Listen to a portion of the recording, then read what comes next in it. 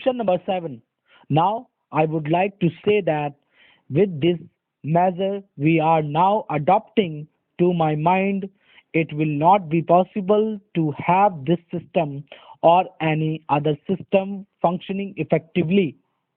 The number of clauses that we have included are so restrictive and rigid that it will not be possible for any system to function in this country.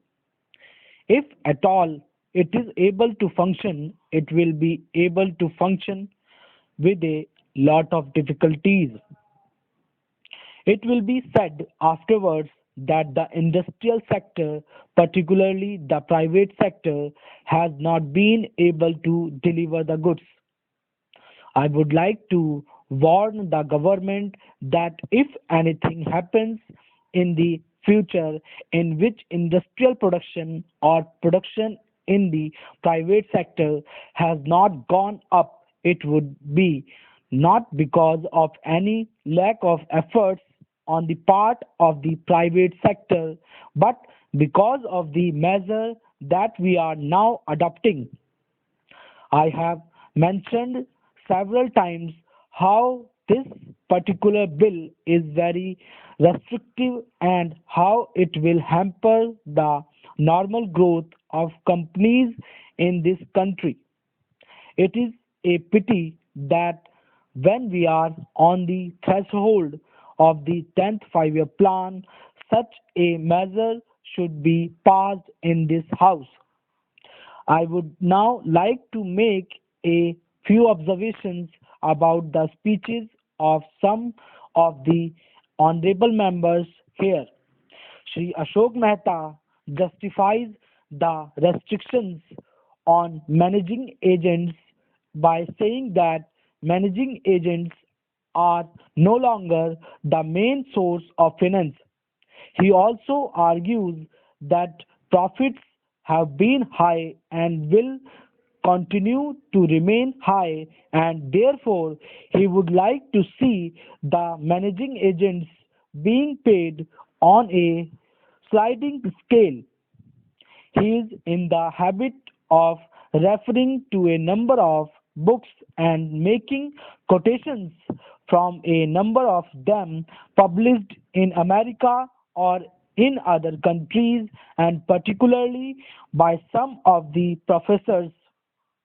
I would also like to mention to him that even when companies are floated, it requires a certain amount of confidence amongst the investing public, and it is because a particular firm is managing a particular company that this confidence is created in the investing public.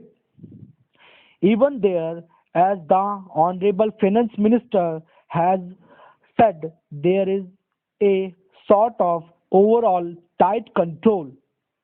New banks and insurance companies are not floated nowadays.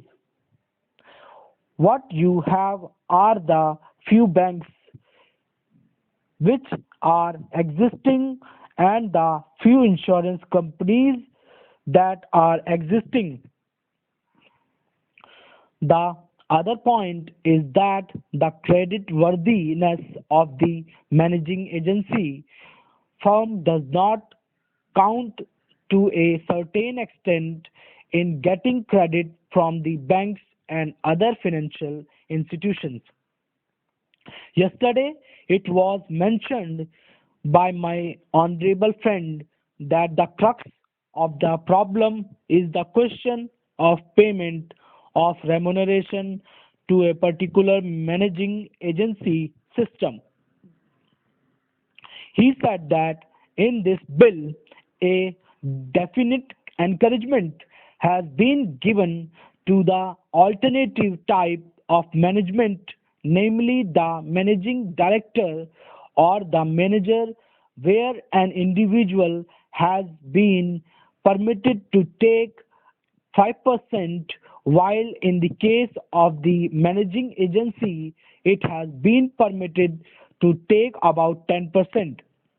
I would like to point out to him that it is not merely the question of remuneration which will decide the alternative type of management. The remuneration is not a very important thing unless and until you allow a certain amount of flexibility for any system to function. It will not be possible to evolve any other system to take the place of the managing agency system. In spite of so many shackles, you may find that those few business houses which are carrying on now may have to carry on the present basis.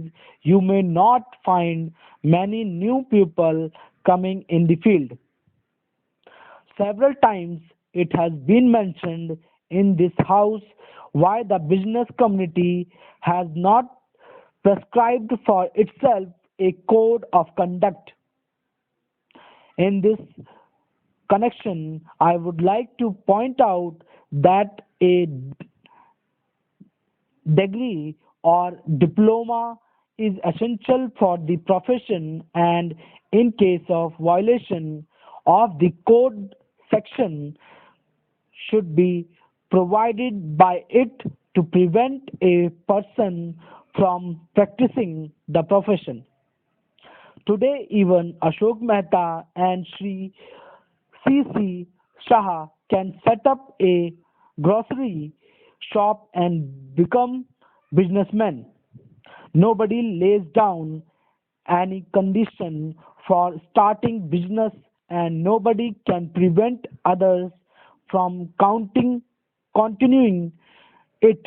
But I would like to point out that with regard to the code of conduct, there is a certain amount of ethics, and there are certain standards and traditions on which business houses function.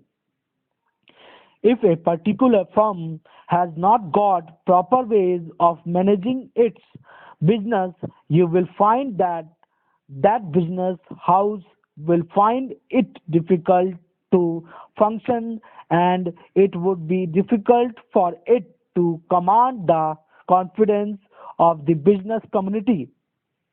It would not be possible for it to function as effectively as a firm which has proper ways of managing its business, that is sufficient as a code of conduct.